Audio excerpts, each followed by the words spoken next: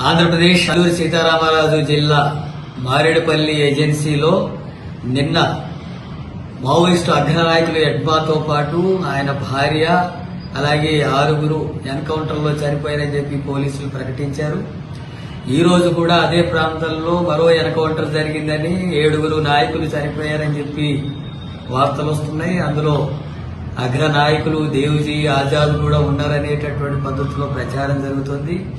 ఈ ఎన్కౌంటర్లన్నీ కూడా వాళ్ళని అరెస్ట్ చేసి నిర్బంధించి బూటకపు ఎన్కౌంటర్లకు పాల్పడుతున్నటువంటి ఘటనలు అనేటటువంటి విషయాలు వస్తున్నాయి. ఈ బూటకపు ఎన్కౌంటర్లను సిపిఎం రాష్ట్ర కమిటీ తీవ్రంగా ఖండిస్తుంది.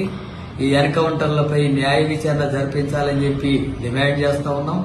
ఒకవైపు మావోయిస్టులు మేము కాల్పులు విరమించి చర్చలు జరపడానికి సిద్ధంగా ఉన్నాం అనేటటువంటి విషయాలు పలుమార్లు ప్రకటించినప్పటికీ కూడా వాళ్ళతో చర్చలు జరపకుండా మావోయిస్టులని ఏరివేసేటటువంటి కార్యక్రమం జరుగుతుంది. మరి సానుభూతి పరులను కూడా అమాయక గిరిజనులను అరెస్టులు చేసి వేధింపులకు పాల్పడి చిత్రహింసలకు గురి చేస్తున్నటువంటి ఘటనలు కూడా జరుగుతున్నాయి. అట్లాగే విజయవాడ తదితర ప్రాంతాల్లో 50 మందికి పైగా మావోయిస్టులను అరెస్టు చేసినటువంటివి ఇంకా కొంతమంది నిర్బంధంలో ఉన్నారు అనేటటువంటి వార్తలు వస్తున్నాయి. అరెస్ట్ చేసినటువంటి వాళ్ళందరినీ కూడా వెంటనే కోర్టు ముందు హాజరుపరచాలని చెప్పి డిమాండ్ చేస్తున్నాం. ఇప్పటికైనా కేంద్ర ప్రభుత్వం మావోయిస్టులతో చర్చలు జరిపి ఈ సమస్య పరిష్కారం కోసం చర్యలు తీసుకోవాలని చెప్పి కోరుతున్నాం.